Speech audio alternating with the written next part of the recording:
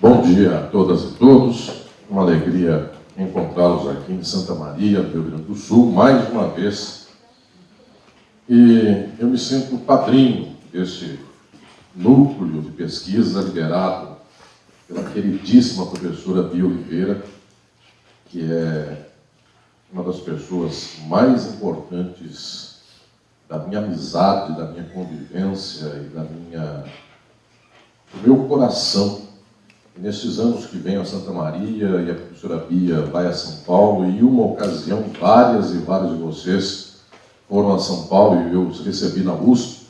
Isso foi no ano passado, foi isso, 2017.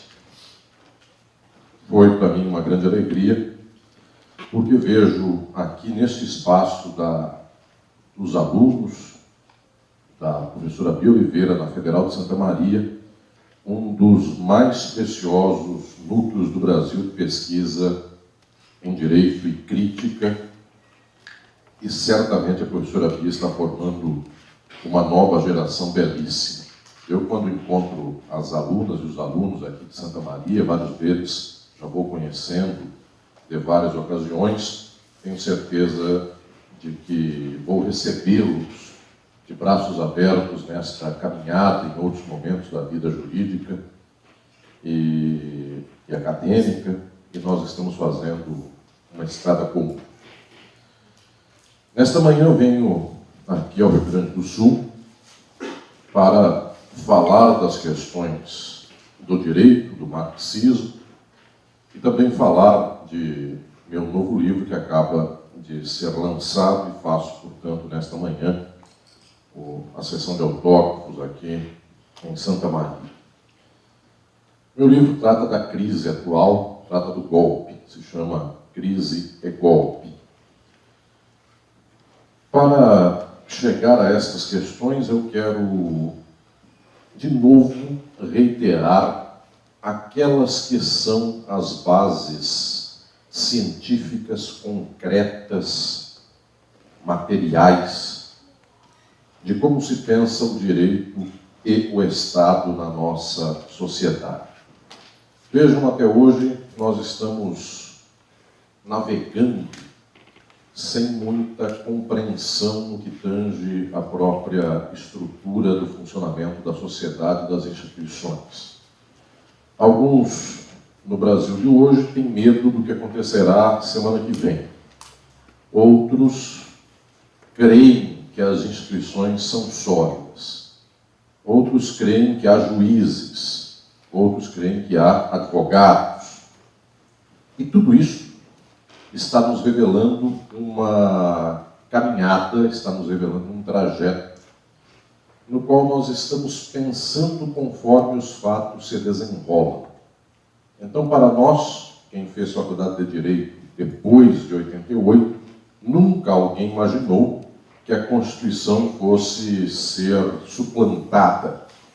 Foi a melhor Constituição do Brasil. Então, ninguém teria dúvida de que ela permaneceria como tal.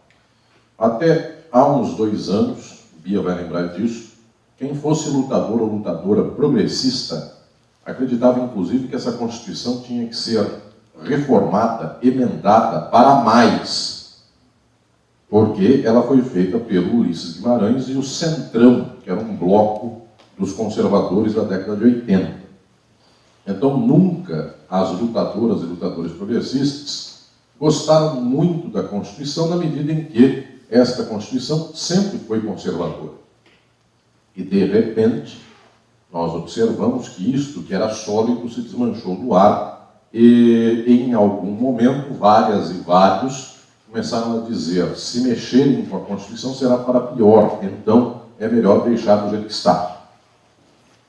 E, de repente, senhoras e senhores, muito peculiarmente, boa parte do campo progressista resolve defender as instituições que aí estão, porque a alternativa é piorar a ordem existente, se é que nós podemos chamar o que viria depois de uma certa ordem, ou simplesmente uma galopante, acachapante mudança social. Estou dizendo a todas e todos que temos uma dificuldade enorme em compreender as bases do fenômeno jurídico e do fenômeno político nas sociedades mundiais, e a brasileira é uma delas. A causa principal disso, meus prezados e prezadas, é todo o entulho, exatamente isso, é todo este bloco de coisas que nós vamos ganhando conforme a vida e nós vamos desenvolvendo conforme a experiência, e que nos orienta sobre o que pensar acerca da própria sociedade e da própria vida. Então, observem, nenhum de nós leu os livros porque chegou à faculdade e então tirou uma posição sobre a democracia. Antes de entrar na faculdade, as pessoas já têm algo a pensar acerca do assunto.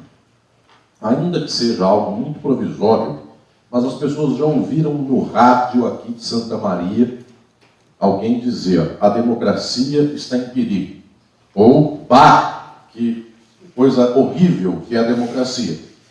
É mais fácil esta segunda hipótese do que a primeira. Eu gravei uns vídeos aí, uns áudios para rádio da Universidade de Santa Maria, mas não é essa que eu estou dizendo, né? São as outras rádios. Alguém já ouviu falar de democracia antes? E ao ouvir de um radialista que 6 meses antes, no dia do aniversário daquele ouvinte ou daquela ouvinte, disse assim: para todos os aniversariantes do dia de hoje, os parabéns especiais aqui do programa do X. Eu podia dizer do camundonguinho, porque ratinho já tem. Então, vamos pensar no camundonguinho. Tem até Júnior. Muito bem. Então, eu mando um abraço. E a pessoa estava ouvindo o rádio e disse: nossa, hoje é o dia do meu aniversário. Aí canta uma musiquinha, parabéns a você, etc e tal. É especialmente para você. E a pessoa se sente abraçada. Faz barulho, inclusive, eles põem o microfone aqui e se sente abraçada. Essa pessoa que escutou o radialista dizer: este abraço é para você, escutou 6 meses depois do radialista dizer: a democracia é uma desgraça, porque a gente é a maioria e essa minoria vem encher nosso saco. 1 ano depois, diz o radialista: e esse povo da Federal de Santa Maria tem que acabar, porque é maconheiro, porque é um povo progressista e é um povo que mama nas tetas do governo. E vejam, vocês pensam que isso é um choque quando uma pessoa fala um absurdo desse. Para Santa Maria, isso é quase um senso comum, porque as pessoas efetivamente têm ódio de vocês. E não é pela maconha só. É em especial porque vocês não pagam a faculdade, só que seu colega de bairro, vizinho, paga. Então, meus prezados, a maioria não diz assim: a Federal de Santa Maria tem que ser preservada. A maioria pensa: eu não passei. Aquele povo de lá não trabalha e faz faculdade. Eu trabalho e pago uma faculdade. Ou seja, se eu perguntar hoje no Brasil quem quer acabar com o ensino universitário público, é a maioria esmagadora das pessoas. Eu sou professor da USP, eu sei que as pessoas, na média, odeiam a USP. Inclusive porque a USP é uma métrica no estado de São Paulo de quem passou nela ou não. Então, a maioria não passou e a maioria odeia aquele espaço. E mais, tem quase razão em odiar mesmo, não só porque não passou, mas por toda a mazela que isto representa. Quando houve a ditadura militar, o diretor da faculdade onde eu sou professor, onde me formei, Faculdade de Direito da USP, ele escreveu o AI-5. Então, meus prezados, até por causas progressistas, nós devíamos dizer: de fato, ela tinha que acabar. Ela fez o AI-5. Não foi ela, mas algum dela fez o AI-5. Estou dizendo isso porque as pessoas sabem sobre o direito, sobre a economia, sobre a política, sobre os valores, sobre a religião e sobre a moral, não é porque leram nos livros ou estudaram na universidade. Elas sabem porque o rádio falou, porque a televisão falou, porque o WhatsApp anda falando, inclusive, profundamente a respeito desses fenômenos, Facebook e outros mais. De tal modo que as pessoas são todas atravessadas por informações sobre as coisas. É verdade que algumas dessas informações, elas pintam por aí e passam. Então as pessoas têm alguma coisa a dizer sobre um assunto lateral. Mas há questões que não são meramente laterais, elas são centrais para o nosso próprio dispositivo de organização de nossa vida. E entendam o que eu vou falar, sempre insisto com isso nos meus livros. Aquilo que passa pela lateral da nossa vida é uma informação que nós disputamos. Então nós dizemos o seguinte: quem é mais corrupto? Então alguém fala que é X, alguém depois descobre que é Y. Quem é mais de Deus? Candidato tal ou candidato qual? Quem é mais fascista? Candidato a governador X ou o Y? Então os senhores ficam pensando, talvez seja o X, porque já é mais velho, tem mais anos de fascismo. O outro, talvez seja o Y, porque é mais novo, tem que gastar mais energia para acumular ódio e miséria. Estou dando um exemplo de estados alheios. Imaginem que eu estou falando de vocês. É porque eu cheguei ontem e em 10 minutos já vi a televisão. Já estou me informando. Muito bem. Nunca a opção do tiro na cabeça foi tão boa. Como o café demorou 1 hora para chegar, deixa eu tomar ele aqui enquanto ele não esfria. Muito bem. Isso não foi uma cobrança que o café chegou tarde, é só aqui uma constatação.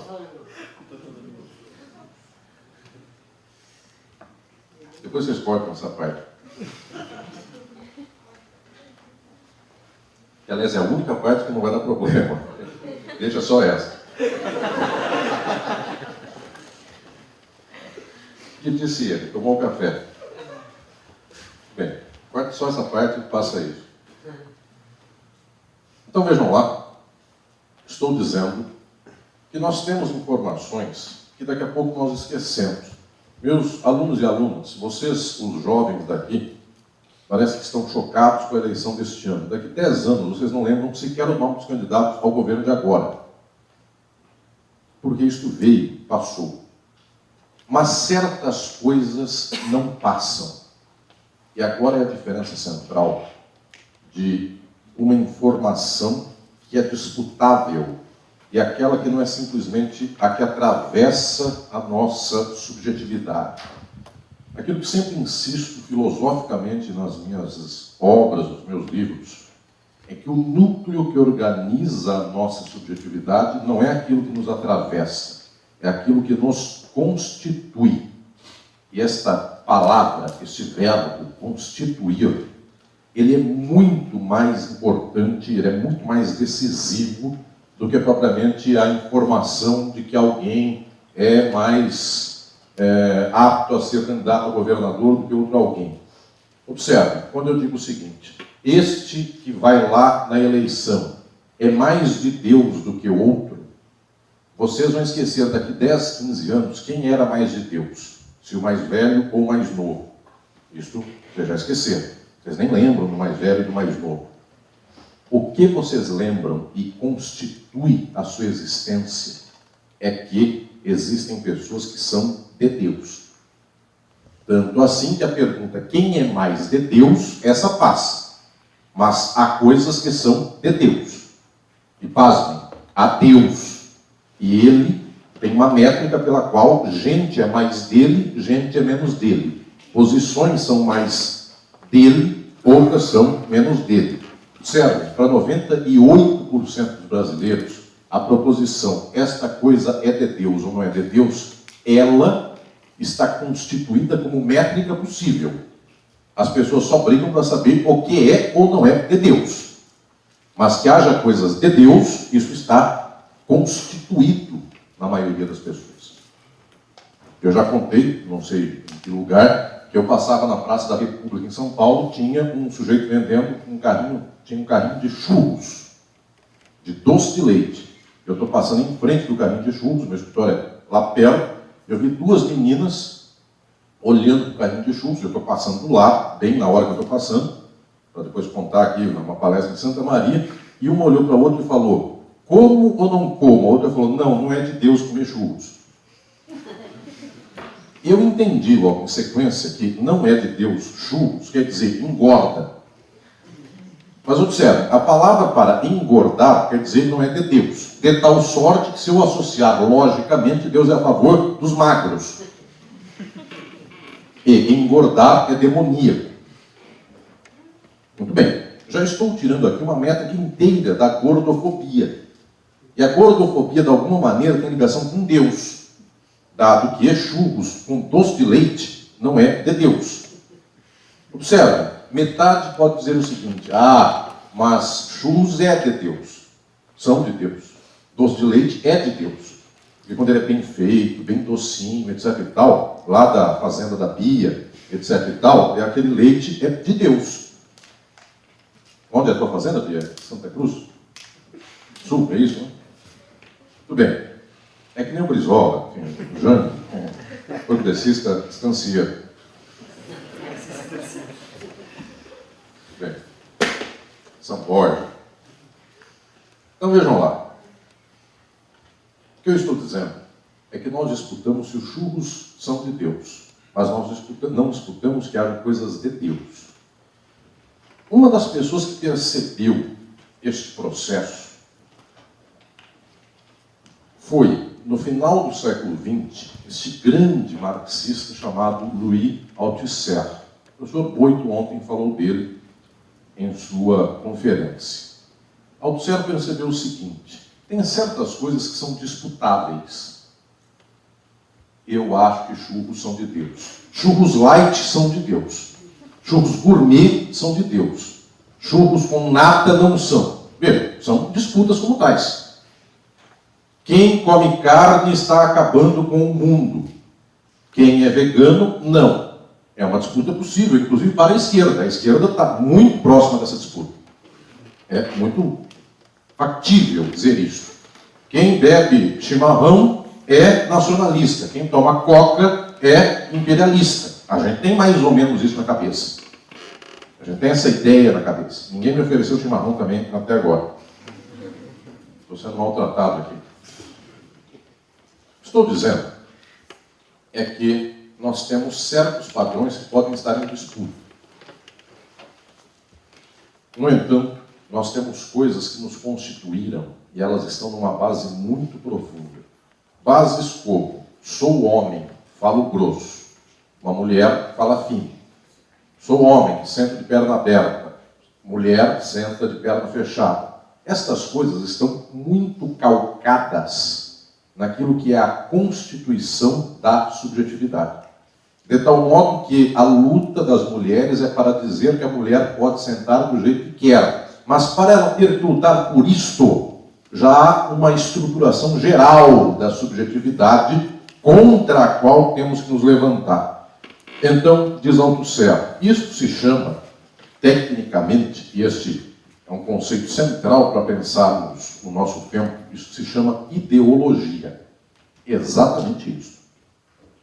E a ideologia que as pessoas em geral creem ser essa disputa, senta de perna aberta, senta de perna fechada, quem é melhor candidato, de que partido eu sou, que posição eu sou, de direita ou de esquerda, isso que nós achamos que é ideologia, e as pessoas se estapeiam por causa disso no Facebook. Eu tenho a ideologia da centro-esquerda, eu tenho ideologia da centro-direita, eu tenho ideologia de privatizar. Isso que para nós parece a disputa central é o que menos importa. Porque a ideologia, eu escrevo em geral nos meus livros, como vocês vários aqui conhecem, eu escrevo a ideologia com I maiúsculo, para diferenciar dessa do I minúsculo, essas ideologias no plural de I minúsculo, essa, que partido eu sou, que posição eu tenho, existe a ideologia com I maiúsculo. Esta quer dizer, a homem, a mulher. As ideologias com I minúsculo, que é essas que a gente disputa no dia a dia, são: sendo eu mulher, posso sentar de perna aberta? Sendo eu homem, posso não fazer a barba? Isso é outra coisa. Mas esta constituição central da nossa subjetividade é com I maiúsculo. Ela quase nunca, praticamente nunca, está em causa nem em disputa. Vejam, é de Deus comer churros é ideologia com I minúsculo. E ela tem muitas, como ela tem muitas. Ideologias pequenas no plural, disputáveis. A ideologia com I maiúsculo é Deus. De tal sorte que quando velhas tradições marxistas diziam a ideologia é uma deturpação, é um negativo, ela é uma lavagem cerebral na nossa cabeça, só dá para dizer isso no máximo, falando das ideologias com I minúsculo no plural. Então eu digo o seguinte, eu fui bombardeado pelo WhatsApp dizendo comida gourmet é melhor do que comida gaúcha do Gaudério tradicional. Muito bem, eu sou bombardeado por coisas como essas. Teixeirinha é melhor do que Gildo de Freitas, já contei um dia, e só para dizer novamente, o que é uma mentira. Só para constar aqui, sou do lado do Gildo de Freitas. Bom, mas vejam, essa disputa Gildo de Freitas-Teixeirinha, ela pode existir, o mundo pode continuar, essa disputa acabou, faz 50 anos, vocês não sabem nem quem é Gildo de Freitas, Teixeirinha, enfim, é um pequeno queijo ralado, enfim, qualquer coisa assim, que é um queijo lá de São Paulo. E o que eu estou dizendo é que essas disputas que lavam a nossa cabeça cerebralmente, elas são as mais idiotas. Ideologia, nesse sentido, é muito insignificante. Disseram que a bala resolve o problema da sociedade. E vocês dizem, não é a bala, é a educação. Tudo isso é ideologia insignificante. Ideologia, enquanto estruturação, não é pelo negativo. Não é que alguém veio aqui e fingiu para vocês que o churros era gostoso e o churros é ruim. Ou então que a Pepsi é feita, como alguém falou algum dia por aí, não sei em que país, é feita com fetos e, portanto, ela é comunista. Então há uma associação entre Pepsi, fetos e comunismo. É uma espécie de trinca muito difícil de juntar, mas ok. Aspartame, aspartame é uma tentativa de comunistizar o mundo. Então vejam lá, estas idiotices são ideologia com I minúsculo, mas há a ideologia com I maiúsculo. O que ela quer dizer? Existe a ordem, existe o Estado, existe a democracia, a república, as instituições, o direito, as leis, a justiça. Isto é ideologia com I maiúsculo. Porque nós podemos dizer, esta sentença deste juiz é injusta, mas há justiça. Tal tribunal de não sei que estado, quando juntou lá naquele estado, quando juntaram 13 embargadores, mandaram alguém para a cadeia e confirmaram, no prazo de 1 hora que entraram com recurso, eles confirmaram que não iam soltar, esse tribunal, que não sei que estado é esse tribunal é injusto. Mas há justiça. O STF vai salvar tudo isso. Aí o STF não salva e dizemos, nem o STF faz justiça, mas está na nossa cabeça a justiça. Althusser diz, isto aqui é porque a ideologia mesmo, aquela que nos constitui, ela não é esta que a gente consegue dizer e falar. Você é centro-esquerda, você é centro-direita, o outro é centro, o outro é extremo, o outro é extremo. Tudo que a gente consegue dizer não é ideologia. São estas ideologias pequenas do dia a dia. A ideologia está para a gente como está para a psique, aquele campo que Freud chama de inconsciente. Então, tudo o que opera para constituir a nossa vida, em termos políticos, está no inconsciente. Isso eu tenho insistido muito com as orientações, os textos, os livros. As grandes questões da política, da economia e do direito são questões que nos constituem e passam por nós no inconsciente, de tal modo que nós dizemos, aquele juiz é injusto, um diz sim, outro diz não. Ele fez coisa boa, um diz sim, outro diz não. Até aqui são ideologias minúsculas, no plural. Agora, a justiça. Esta é a ideologia do inconsciente, de tal modo que, havendo a justiça, a nossa disputa é saber se aquele é ou não é injusto, e aí é o curto prazo. Há a democracia. Minha pergunta é, quem eu escolho? A pergunta é quem eu escolho também não tem grande relevância, mas há a democracia. O ato de escolher é fundamental. A questão central do porquê existe esta ideologia é uma questão material concreta no nível econômico. Nós somos atravessados pela mercadoria, nosso mundo é orientado para a acumulação e a sociedade é uma sociedade de exploração do trabalho. Esta exploração do trabalho tem uma forma específica, o trabalho é assalariado, de tal modo que todo trabalhador, quando eles vão para o mercado de trabalho, estas pessoas vendem por conta própria a sua força de trabalho. Ao se venderem, existe sempre para as pessoas uma ideologia inconsciente, constituinte, portanto, de cada subjetividade, que diz: eu trabalho quando eu quero. E é verdade. Vejam vocês aqui, talvez 70% dessa plateia sejam de estudantes de direito. Vocês dizem: eu escolhi direito. Meus alunos da USP falam assim: eu escolhi fazer faculdade de direito. Por quê? Resposta de todo mundo: porque eu gosto de humanas, porque eu não gosto de sangue, porque eu não gosto de conta de matemática para fazer engenharia, porque eu preciso pagar minhas contas não gostando de saúde nem de exatas, então só resta nas ciências humanas o direito, porque eu acho que se eu for fazer filosofia eu passo fome. É que ele não sabe que direito também passa fome, mas ele crê que é menos fome, dá para comprar churros ao menos.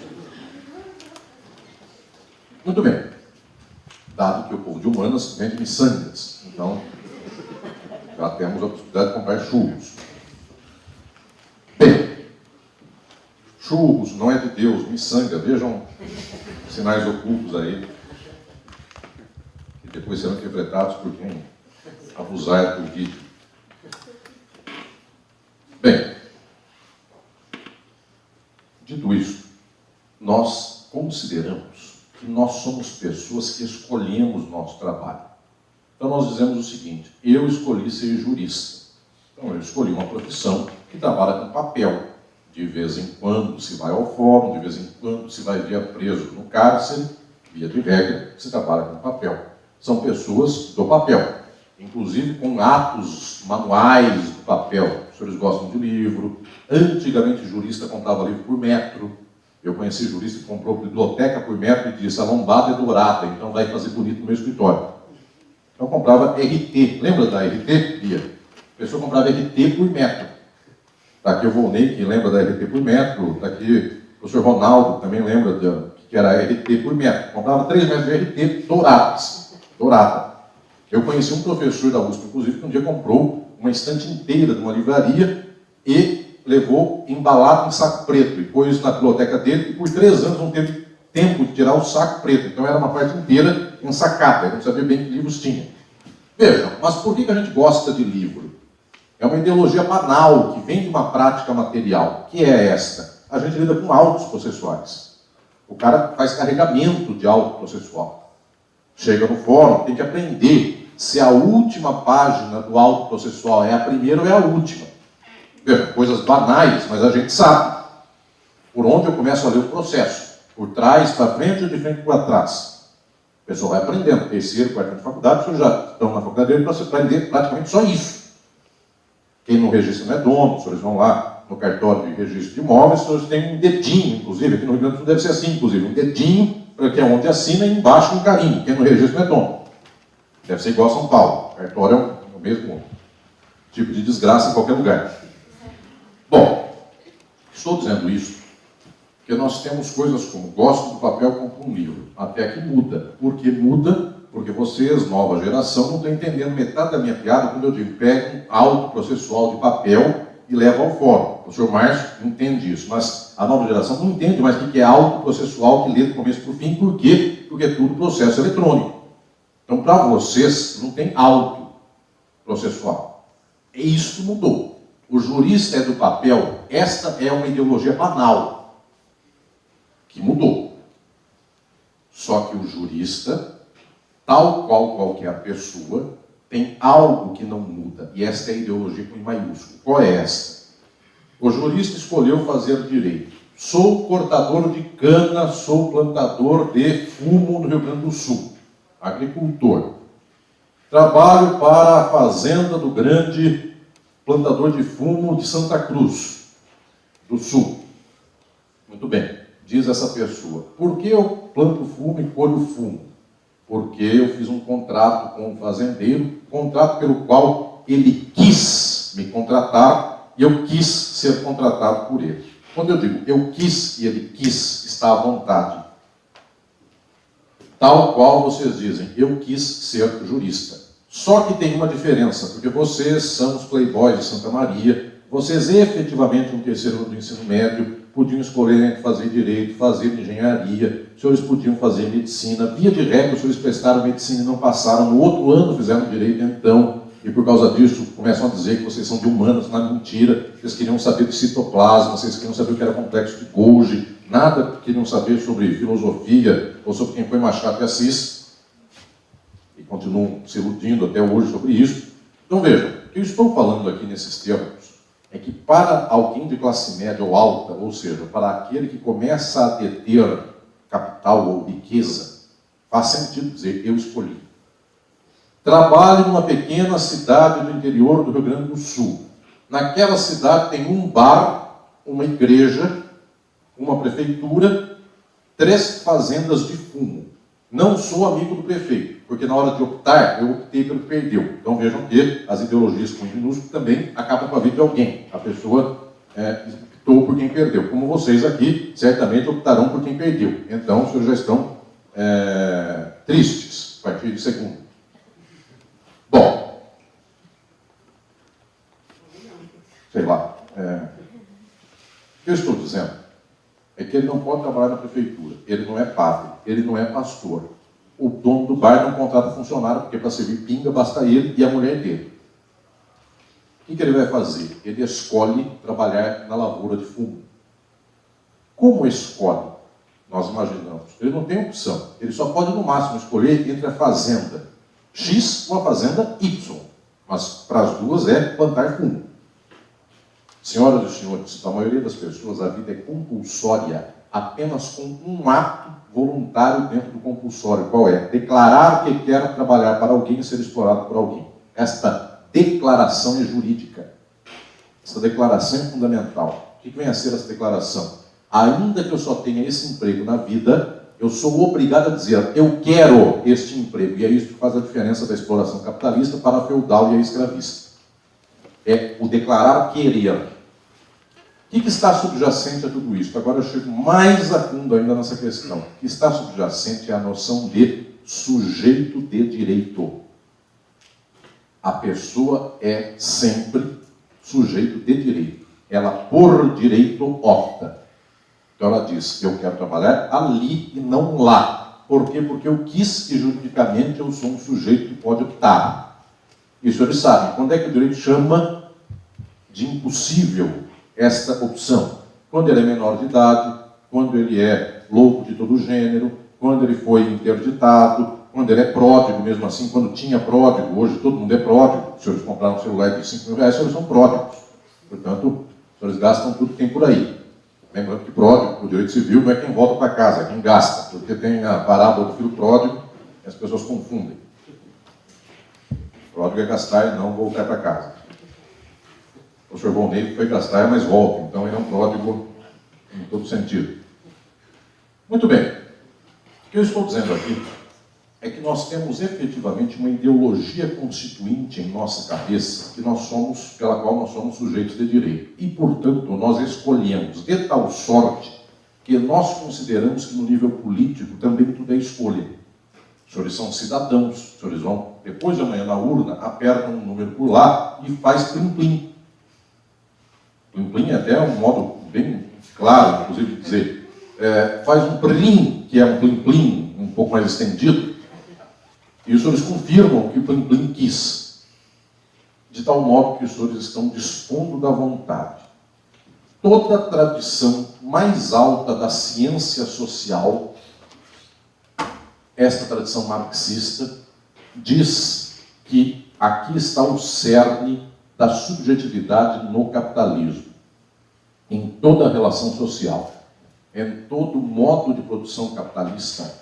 Os sujeitos têm que ser sujeitos de direito. De direito. Não basta simplesmente dizer, eu tenho carne e osso. As pessoas só sabem que tem carne e osso dizendo, está aqui a minha carne e o meu osso, e eu quero tatuar minha carne. Alguém vai dizer, não pode tatuar. Posso, porque o corpo é meu, eu faço com ele o que eu quero. Direito. Muito bem. Pachucanes, este enorme pensador do direito, do marxismo, o mais importante pensador do marxismo, observa que quando surgem relações de trabalho capitalistas, a forma de relação social muda e se torna específica. O que quer dizer isso? As pessoas começam a se comportar sendo elas sujeitos de direito. Antes do capitalismo, as pessoas são só sujeitas. O que são sujeitos? Existe homem e mulher no feudalismo? Sim. Homem e mulher no escravismo? Sim. Antes do escravismo, na economia primitiva, havia também homem e mulher? Sim, também, biologicamente. As pessoas podem até achar que querem alguma coisa? Podem. Podem falar que querem? Podem também. Só que, na prática, o dispositivo do trabalho, o dispositivo da vida, não vem por querer. Imagine um escravizado. Ah, eu queria ser livre. É um querer dele. Só que esse querer não tem disponibilidade prática. A pessoa é um sujeito, e a origem da palavra sujeito é está submetida a alguém. Então, o escravizado é um sujeito, sujeito ao seu senhor. O servo é um sujeito, sujeito ao senhor feudal. Tudo isso está posto aqui. O capitalismo tem sujeitos, só que esses sujeitos não são sujeitos à força do seu senhor. Agora vem a diferença. Eles são sujeitos pelo direito. Ou seja, eles fazem contrato e o contrato diz: você trabalhará o dia inteiro para aquele, só ganhará milão porque você assinou o contrato de trabalho. Então alguém é sujeito pelo direito. Por que Santa Maria, que tem tantas agências bancárias de bancos cujos donos moram em São Paulo, no Rio de Janeiro, por que o povão não toma os bancos de Santa Maria e pega o dinheiro para si, dado que o dono está lá em São Paulo? Porque nós somos sujeitos pelo direito. Isso quer dizer, o direito falou que a agência bancária é do dono do banco. E se o dono do banco não está na cidade olhando para a agência, defendendo a agência, mesmo assim, quem tomar a agência para si cometeu crime. Furto, roubo, Código Penal. De tal sorte, senhoras e senhores, que temos efetivamente neste quadro o direito operando e nos colocando na sua submissão. Sou sujeito pelo direito, não posso tomar para mim o que é do outro. Olhem o quadro se organizando. O capital existe, a propriedade privada existe, porque existe o direito. Somos sujeitos pelo direito. Detalhe, eu falo isso no meu livro de introdução ao estudo do direito para os meus alunos do primeiro ano da USP. E muitas faculdades do Brasil acompanham mediante esse livro. Nós, no direito, entendemos agora o que quer dizer sujeito pelo direito. Só que essa expressão a gente não usa. Desde o primeiro ano de faculdade, vocês usam outra expressão. A expressão é sujeito de direito. Ninguém fala, sou sujeito pelo direito. Nós dizemos, sou sujeito de direito. E olhem como mudar o pelo de. Troca totalmente o sentido do que nós estamos dizendo. Então eu digo, eu sou sujeito de direito, eu posso votar, eu posso fazer contrato, eu posso fazer o que eu quero, a autonomia da vontade. Tendo 18 anos de idade, eu posso gastar meu dinheiro do jeito que eu quiser.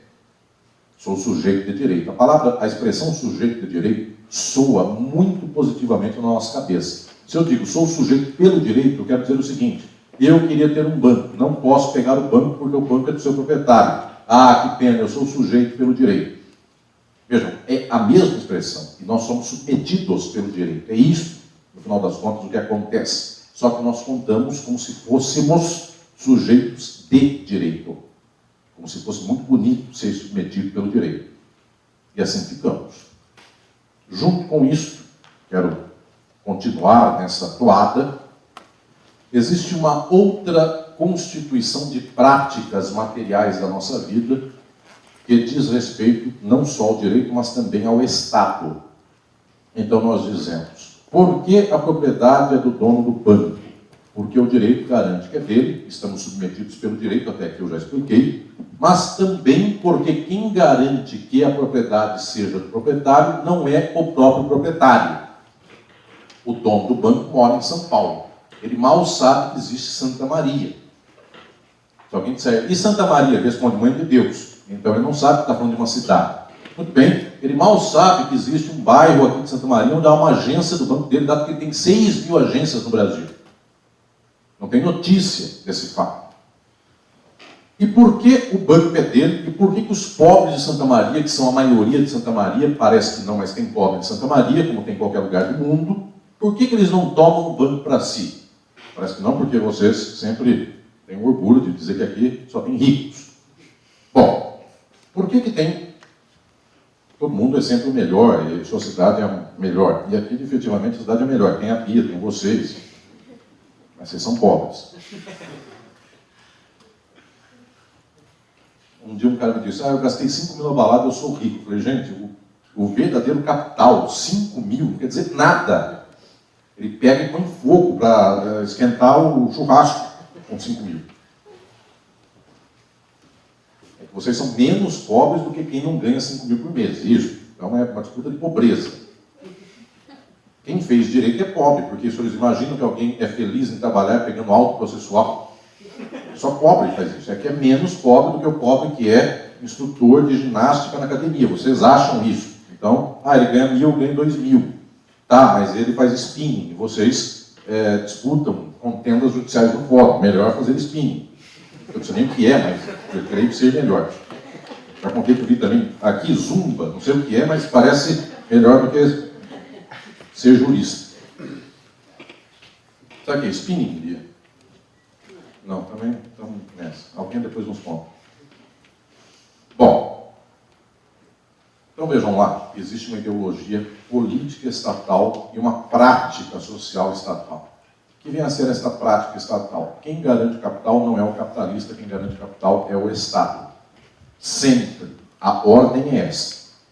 Eu posso ter todo o capital do mundo e acumular infinitamente, porque o capitalismo é diferente do escravismo. Quantos escravos tinha um senhor escravo na Roma Antiga? Quantos ele pudesse controlar com a sua própria força, da sua milícia pessoal? Quantos trabalhadores e quanto capital pode ter um capitalista? Infinitos. Porque quem controla e garante é o Estado, é um terceiro. Esta é a descoberta central do marxismo. O Estado é uma forma social necessária, inexorável do capital. O Estado não é uma pessoa à parte, um elemento à parte que serve ao capitalista como bem poderia servir a uma outra sociedade, a um outro modo de produção. Só há Estado no capitalismo. O Estado é derivado das relações de produção capitalistas. Isso é o central. A forma estatal é derivada da forma do capital. E sempre o Estado é o elemento que organiza o próprio capital. Os senhores vão dizer, mas até quando o presidente da República é trabalhador? Sim, não importa a figura que preside o Estado. Marx, num livro chamado 18 de Brumário, de Luiz Bonaparte, ficou pensando o seguinte, por que a burguesia perdeu o poder na França para um cara muito louco chamado Luiz Bonaparte? Como é que a burguesia perdeu o poder? Marx concluiu, a burguesia não perdeu o poder, porque não precisa ser um burguês na testa do Estado para o Estado ser burguês. A forma do Estado já é burguesa. Eu posso pôr um louco, um trabalhador, um militar, não importa o que, eles trabalham com capital. Tanto assim que uma empresa só é capitalista quando o seu dono é o seu presidente? Não, eu posso ter presidente de empresa que é trabalhador. Trabalha, ganha seu salário e preside a empresa. E ele trabalha para a acumulação. Bem, como o Estado opera na acumulação, os senhores vão dizer, mas todo o Estado opera na acumulação? Todo. Sabem por quê? Imaginem o que é um prefeito de Santa Maria hiperprogressista, mas muito progressista. Quer acabar com as favelas, quer asfaltar rua, quer fazer escola, quer fazer ampliação do hospital público ou qualquer coisa dessa. Aí ele fica sabendo o seguinte, uma empresa dos Estados Unidos, ou do Canadá, ou da Suécia, ou da China, para não falar que eu usei Estados Unidos e China, que para vocês parece que são os antípodas, embora sejam sócios, mas vou acabar com o exemplo.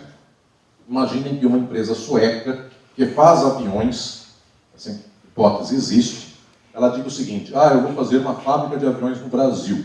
Aí alguém diz, mas em Santa Maria tem um aeroporto bom, e por lá tem até Força Armada, aérea. Não quer fazer a sua indústria em Santa Maria de aviões?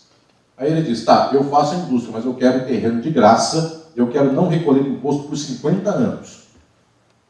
Tal imposto.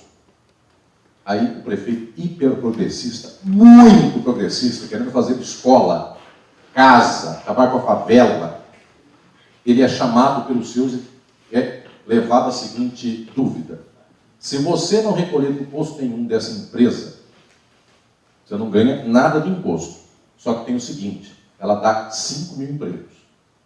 E a Federal de Santa Maria tem uma promessa que vai abrir um curso de engenharia aeronáutica.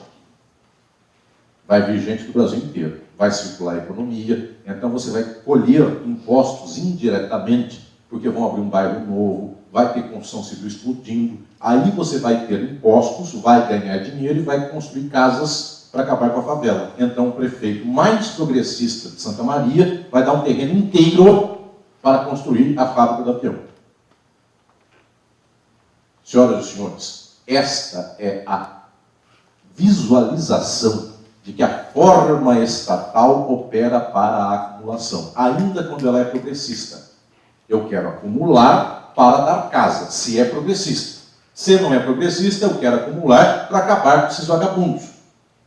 Ah, como é que acaba com a favela? Do outro jeito. O jeito não progressista é queimando a favela. O jeito progressista é fazendo casa com o favelado. De um jeito ou de outro, eu preciso ter capital. E pasmem, até para aquilo que vocês chamam de esquerda, esta centro-esquerda progressista, ela precisa mais do capitalismo do que a direita, porque a direita tem uma solução fácil para acabar com a pobreza. Bala. E a esquerda acaba com a favela construindo casa. Quem precisa mais do capitalismo? Impressionantemente a esquerda. De tal modo que, senhores veem pela história recente do Brasil, quem defende o capital e a burguesia foram os governos de centro-esquerda. Quem fala, vou quebrar tudo, parecem ser os de direita. Porque, no final das contas, quando eu prometo que não vou dar nada para ninguém, eu não preciso ter custo nenhum, nem imposto nenhum para me bancar. Agora, quando eu prometo que vou dar escola, eu preciso de alguma coisa capitalista que faça isso. Claro, a direita precisa muito do Estado. E muito, e muito, e muito. Porque qualquer coisa capitalista precisa do Estado. Precisa de que jeito? Sou fazendeiro. Não quero que tomem minha fazenda. Por que eu preciso do Estado? Para demarcar a fazenda que é minha e para dizer, ocupou minha fazenda, bala. Então veja, o direito penal, para falar de um ramo nosso de direito, é um direito fundamental para o capital. Direito civil, outro ramo fundamental para o capital, para dizer a fazenda é minha porque registrei em cartório e veio de herança, sucessão, direito de sucessões. Sem o Estado não há capital. Agora é a questão central. O Estado não é algo neutro à disposição de ideologias. O Estado é uma forma social inexorável do capital. E um dia que superarmos o capitalismo, não haverá Estado. As formas de organização política serão outras, que nós nem sequer temos dimensão de como são. O que quer dizer não temos dimensão de como são? Os senhores imaginam o seguinte, quando acabar o capitalismo, a faxineira também mandará. Minhas senhoras e meus senhores, é pior do que isso. Quando acabar o capitalismo, não haverá faxineiras. É pior do que isso. Vocês, alunos da Federal de Santa Maria, não terão faxineiras. Vocês e a faxineira, todos aprendem, ensinam, educam, algo assim. O que eu estou dizendo é que nós não temos sequer a dimensão de como organizamos a vida política socialista. Porque o dia que o povo inteiro toma o poder, efetivamente, não é mais eleição a cada 4 anos. É um sistema de participação direta, concreta, que nós sequer vislumbramos. Nós não temos inteligência disso. Lembrem que Lenin acreditava que uma forma de superação da representação burguesa estatal fosse o soviet.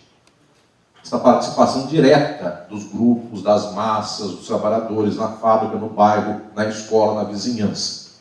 Isto que alguns chamam de participação imediata, não representativa. Bem, o Estado é uma forma do capital. Sempre. Ainda quando ele é progressista. O direito é uma forma do capital, ainda quando ele dá direito à casa. Pondo tudo isto em clareza, os senhores entenderam que a economia capitalista, o Estado e o direito têm uma prática material arraigada. A exploração se dá assim. A extração de mais valor se dá assim. O trabalho é explorado assim. As pessoas são sujeitos de direito, o Estado garante o capital e, portanto, garante que a extração do mais valor seja entesourada pelo capitalista. Até aqui é a estrutura material. Ela tem imediatamente, de modo correspondente, uma estrutura ideológica. O que eu quero dizer isso? Não é que a ideologia vai mentir quanto à realidade. Pelo contrário, ela constitui essa realidade nos termos do Althusser. Isto é impositivo, não em negativo. O que é impositivo? Eu sou sujeito de direito. Até o mais pobre dos seres humanos é um sujeito de direito? No capitalismo? Até alguém que nem trabalho tem, ele é um sujeito de direito? A resposta é sim. Porque ele quis vender sua força de trabalho, ninguém quis comprar. Só há contrato quando dois querem. Não é obrigação natural. Não é declaração unilateral de vontade num contrato de trabalho. Até pode existir obrigação individual, natural, só que isso daqui é outra. Promessa ou algo assim. Mas aqui, contrato de trabalho é bilateral. Observem o que eu estou falando, meus alunos. Nesses termos, nós temos uma ideologia capitalista que é par e passo à prática material capitalista. Vejam, eu não estou falando em lavagem cerebral, eu não estou falando em mentira. Aí os senhores vão dizer, mas também não tem mentira, como dizer, Deus é contra os churros. Pode vir tudo isso junto. Só que isso não tem relevância central. Isso é uma espécie de colheita de uma semeadura feita muito antes. Isso se chama, inclusive em termos de ideologia, a percepção de que há materialidades produtoras da ideologia. Althusser chamava isso de aparelhos ideológicos. Por que aparelhos ideológicos? Depois que eu tenho igreja, e todo mundo acorda e vai numa igreja, só que se eles são sujeitos de direito, podem optar pela igreja que quiserem. Ah, então eu não quero mais ouvir padre, eu quero ouvir pastor. Ah, não quero ouvir aquele pastor, eu quero ouvir aquele outro. E isso os senhores optam. Só que existe um aparelho chamado igreja que fala Deus, Deus quer, Deus não quer. E os senhores escolhem o que Deus quer ou Deus não quer. Tem igreja que diz, Deus aceita divórcio. Chama igreja anglicana. Tem outro que fala, Deus não aceita. Chama igreja católica. Então os senhores escolhem, ah, eu quero casar para depois divorciar, estou de olho na vizinha, então já vou ser anglicano. Na Jamaica parece que tem uma igreja que aceita maconha. Não sei se é na Jamaica, mas enfim, por muito lugar tem. Santa Maria deve ter uma igreja assim. Peter Tosh, enfim, era dessa igreja. Bom, o que eu estou dizendo aqui é que os senhores escolhem a igreja que querem. Só que existe um aparelho ideológico chamado igreja. Esse aparelho forma a cabeça das pessoas dizendo, ah, Deus, Deus quer, Deus não quer, Deus gosta, Deus não gosta. Esta autoridade paterna imaginária que constitui nossa subjetividade. Isto, para o caso do direito do Estado, é claríssimo. A ideologia é par e passo com a materialidade produtiva, econômico-social. Por que digo tudo isso agora? E quero chegar ao núcleo desta minha reflexão. Nós, em geral, não trabalhamos criticamente com aquilo que nos constitui. Pasmem o que eu vou dizer agora. Quase sempre no mundo, praticamente em todos os casos, nós só falamos e discutimos o que não importa. Tudo que importa para nós, nós não falamos. E agora eu quero falar do meu livro Crise e Golpe. Observem que toda a discussão política do mundo Trump é nazista. Trump é de Deus. É de Deus fechar a fronteira com o México ou não é de Deus? Deus é branco ou Deus é latino? Deus é homem? Veja, porque quando eu digo Deus é branco, vocês ficam chocados. Mas quando eu pergunto Deus é homem, metade já não fica chocado, porque Deus é homem. Segundo metade das pessoas. É o Deus, não é a deusa. Bem, deveria ser tão chocante dizer esse Deus é homem, como dizer esse Deus é branco. Mas as pessoas não tomam assim. Observem que certas discussões políticas nós dizemos, outras nós não dizemos. Por quê? Porque tudo aquilo que constitui a nossa subjetividade no capitalismo, ideologicamente, politicamente, juridicamente, não está na conta da nossa percepção. Vejam se entendem o que eu falo, meus prezados e minhas prezadas. Se eu descer aqui desse palco, pegar o meu microfone e for perguntando, a começar desta menina, vir perguntando para todos aqui, e acabar na professor Ronaldo, na outra ponta, e perguntar assim, você é Inter ou é Grêmio? Essa fala Inter, Grêmio, não gosto de futebol. Futebol é a nação do povo. Ah, eu sou Caxias do Sul. Ah, eu sou Pelotas. Ah, eu sou Juventude, não sei aonde. Qual é o time de Santa Maria? Como que é? Internacional de Santa Maria. Baita time. Que eu desconheci, inclusive, mas tenho certeza que é muito bom. Vim aqui para louvá-los, não xingá-los. Qual é teu time, Ivone? Como que é? Chapecoense. Então ele está de luto faz 3 anos. E vocês têm dó, não podem zoar, porque morreu, toda pessoa que morreu já é diferente. Então já é um time a se dizer. A Bia, qual é o seu time, Bia?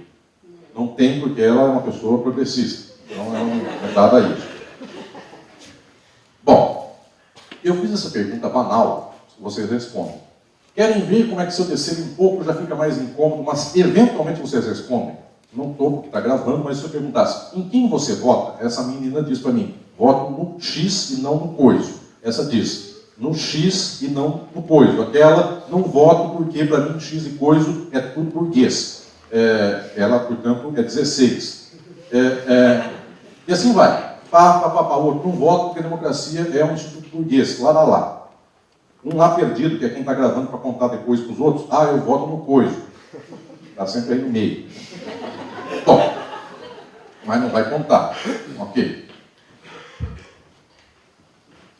Sempre quem leva para o FBI depois é o cara que vem no final e fala, senhor, essa palestra linda que o senhor deu, parabéns, enfim. É sempre quem vem efusivamente. Bom, tudo isso sobre desconto. Se eu perguntar, você gosta de churros? A pessoa compra. Olhem como é que eu vou descer de nível, isso vocês não falam. Eu chego e digo, quanto seu pai tem no banco? Você é rico ou pobre? Mas você tem dinheiro mesmo? A pessoa não compra. Você tem quanto de disponibilidade financeira na vida? A pessoa não fala. Certo? A pessoa não fala quanto ela tem de dinheiro. Vou namorar com a fulana de tal. Ela quer saber quanto eu tenho de saldo bancário. Não quero contar, porque eu fiz comunhão de bens no casamento, mas eu escondi uma conta que eu tenho nas Ilhas Caimã, porque na hora que ela brigar comigo, eu brigar com ela, eu divido o que eu declarei. O que eu não declarei é meu. Isso não é herança. A herança não entra em causa. Bem, quando tinha gente que tinha isso, né? Hoje está acabando. Pelo menos no meu público está difícil de encontrar. Quem tem herança não vem me escutar. Pobres do mundo, escutem.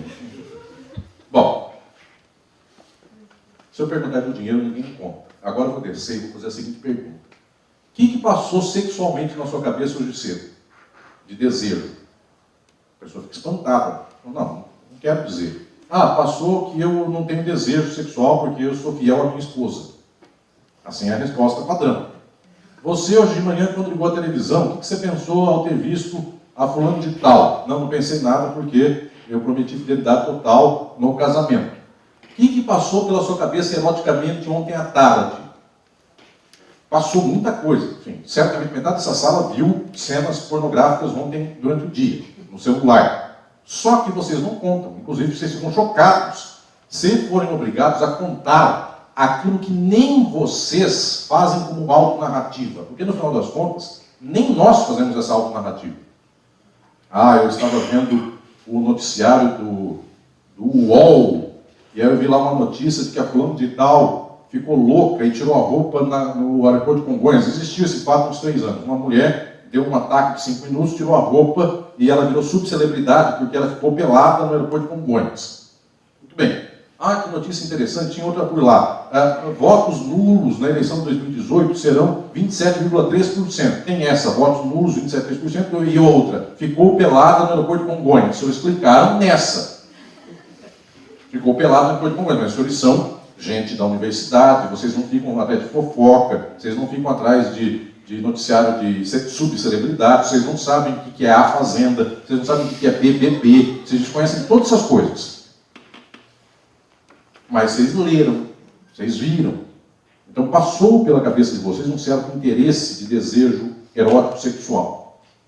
Só que se eu perguntar mesmo o que passou pela cabeça, talvez nem vocês saibam narrar, mas passou e passa.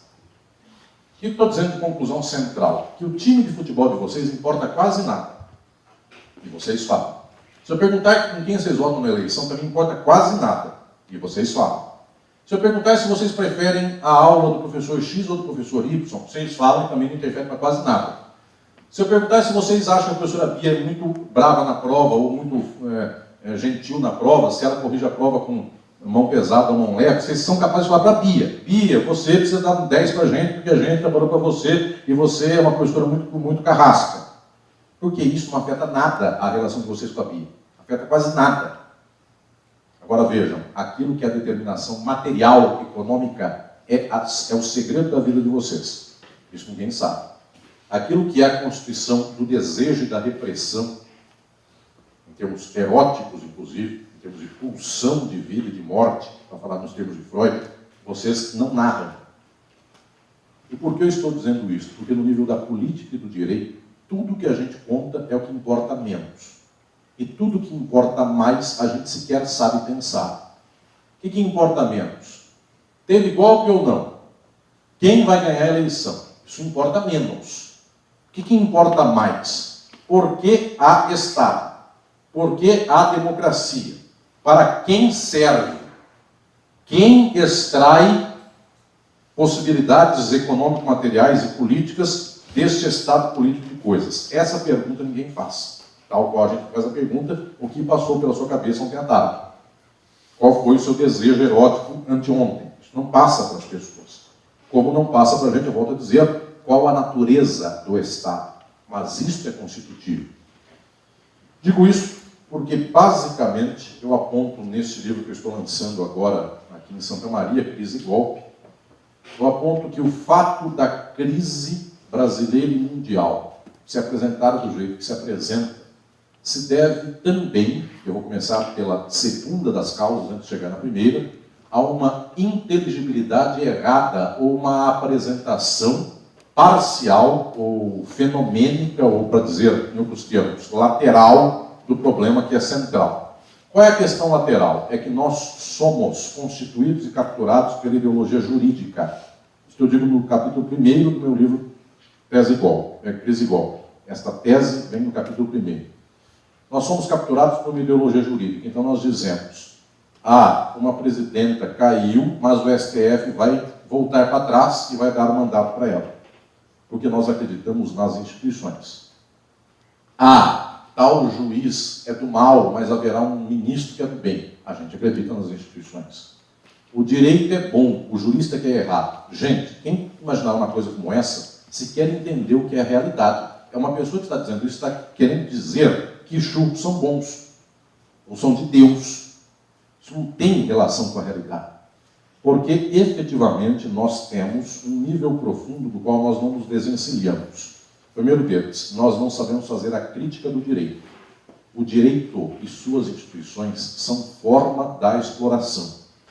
Então, a crise é o que é, porque o jurista é um dos instrumentos da manutenção do capital na mão do capitalista. E o capital manda no direito, não o direito no capital.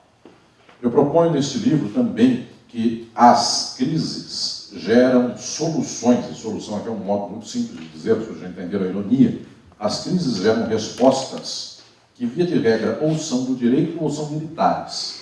Porque crise é exatamente a impossibilidade de continuidade das condições políticas do jeito pela qual ela se apresenta. Então, do jeito pelo qual ela se apresenta. Então, deste modo, o que nós temos aqui é, não consigo mais, com o mandato da Dilma, manter o padrão de reprodução social, econômico, político e do capital deste jeito. Preciso tirá-la. Para eu poder tirá-la, eu tenho dois meios. Ou eu digo que ela fez pedalada fiscal, alguém vai dizer, mas tem tipo penal para pedalada fiscal? Não tem, mas se todo mundo falar que fez, fez. Gente, vocês aprenderam Kelsen, e Kelsen falou por lá. Se eu chegar no Tribunal Superior de um país e o tribunal falar que X é Y, X é Y. Se eu falar que pedalada fiscal é crime, crime é. Portanto, observem aqui, nós temos uma organização, nós temos uma certa ordem social a partir da qual, efetivamente, nós aqui apresentamos o que queremos como solução jurídica. Mas, de vez em quando, nem isso dá certo. De vez em quando, tem algum juiz contra a solução da crise. Para isso, nós temos exército. 64 foi a solução via militar. 2016 foi a solução via direito. 2018 é mix. Meio direito, meio militar. E quando o direito e a solução do direito e a solução militar se coadunam e formam a mesma, é quase invencível que a solução da crise não seja essa. Estou dizendo que nós temos um problema jurídico. Qual é? Toda vez que nós defendemos direito, instituições, ordem republicana e Estado, nós somos tragados pela crise, porque quem resolve a crise do capital via de regra, é o capital. Enquanto as massas trabalhadoras não tomam poder, uma solução de crise do capital é resolvida pelo capital. Ainda que se tire uma fração de classe, se põe a outra. Esta tese do Foucault, tese que eu também desenvolvo no meu livro, nós estamos aqui lidando com frações da classe burguesa. Uma não resolve mais, a outra resolve, mas isso é burguesia. Então veja, é uma ordem que não é do povo, não é o povo tomando poder. E para que uma fração tire a outra, eu posso tirar pelo direito, pela eleição, pelo voto, ou eu posso tirar pela arma. Ou eu posso tirar por uma interpretação muito perspectivada do próprio direito, dizendo que pedalada fiscal é crime, 50 milhões de reais numa mala não é. E mais ou menos assim é. Um helicóptero caiu com 400 quilos de cocaína, pasta básica, dá para fazer não sei quantos quilos de cocaína aí para o pessoal chorar. Esse helicóptero ninguém sabe o dono. E um apartamento que eu quis comprar e não comprei é seu mesmo e efetivamente é seu. Deixa eu dizer, mas aconteceu isso, está acontecendo todos esses dias, gente. Entrou no apartamento, já é dele. O helicóptero de cocaína caiu, ninguém sabe o dono. O povo sabe o dono até de celular, que dirá um helicóptero, mas não se sabe. Acabou em pó. Bom, mas vocês já vestiram uma camisa, vocês não têm culpa porque vocês votaram no pó, então ao pó voltarão. Do pó vieram, ao pó voltarão. Vejam por lá, a crise é entendida sempre a partir das estruturas ideológicas do direito e do Estado, que é burguês, por forma, não só por controle da burguesia, por forma. Resultado, até hoje, infelizmente, a esquerda do Brasil e do mundo defende as instituições da República, defende a democracia. Na próxima eleição vai dar certo. Vamos respeitar, vamos instituir um mandato do outro e vamos fazer com que as coisas sejam desse modo. A única alternativa de sair da crise de modo efetivamente transformador, progressista no sentido de povo, é mobilizar materialmente o povo. Só que o povo está mobilizado materialmente para o WhatsApp, para os aparelhos ideológicos. Quais são? Deus não gosta de gente da Federal de Santa Maria, porque essa gente de Santa Maria usa barba. Barba não é de Jesus, a não ser que seja a barba de Jesus, mas barba de vocês não é de Jesus, etc e tal. Você tem barba e cabelo comprido, mas não pode ser de Jesus, porque você não tem perfil, que é de Jesus. Jesus é da bala. Jesus humilha o Satanás. Já me contaram que existe uma versão em português de uma música em inglês que Jesus humilha o Satanás, enfim, e assim vai. Veja, Jesus é tão forte que humilha o Satanás. E isso até é uma virtude que não é cristã, essa de humilhar. Né? Mas, ok. Deus é fiel. Então, veja, Deus fez contrato e vai cumprir. Nossos valores são frutuosos.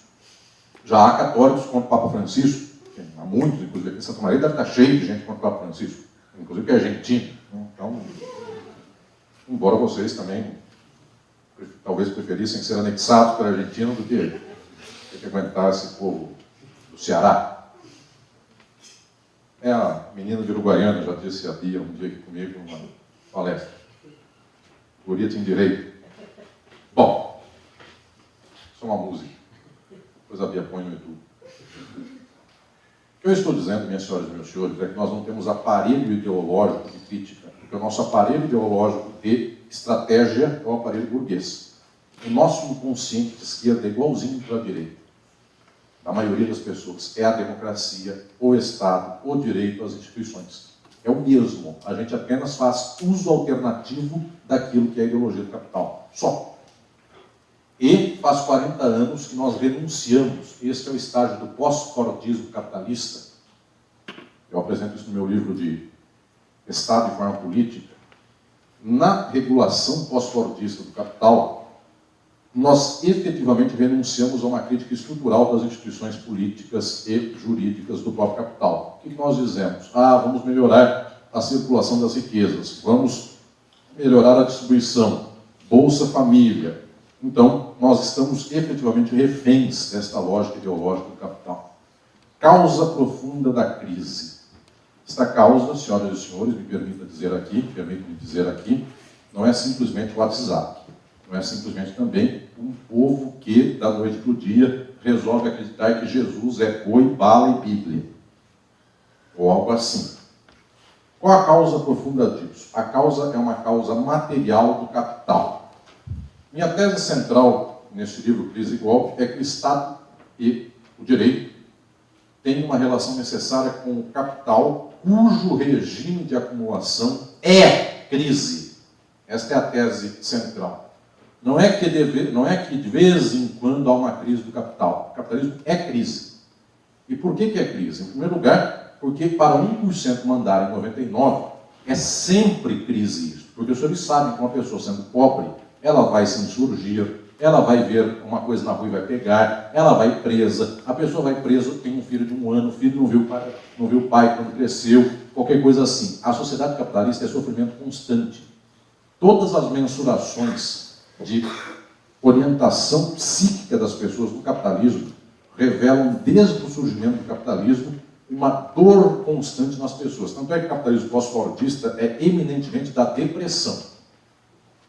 As pessoas são totalmente depressivas. Porque o fordismo ainda tinha uma depressão diferida. O que é depressão diferida? Vou trabalhar que nem um idiota há 40 anos, mas eu aposento. No dia que eu aposentar, eu sou de Santa Maria, eu vou pegar uma vara de pesca e vou pescar no rio Uruguai. Ah, vou aguentar 40 anos com minha mulher, que eu não gosto dela, ela não gosta de mim, mas eu tenho 5 filhos, etc e tal. Por que eu faço isso? Porque eu vou trabalhar, eu estou aposentado daqui a 40 anos, eu tenho um dinheirinho, 1.500, eu pego meu carro velho, é um Fusca, vou lá para a Uruguaiana, e lá na beira do rio Uruguai, eu vou pescar e vou na casa, como chama a casa de prostituição lá de Uruguaiana? Casa da fulana de tal.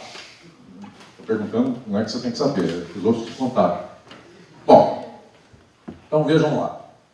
Isso a pessoa faz uma ilusão. Eu tenho um dinheirinho, vou viver na vida.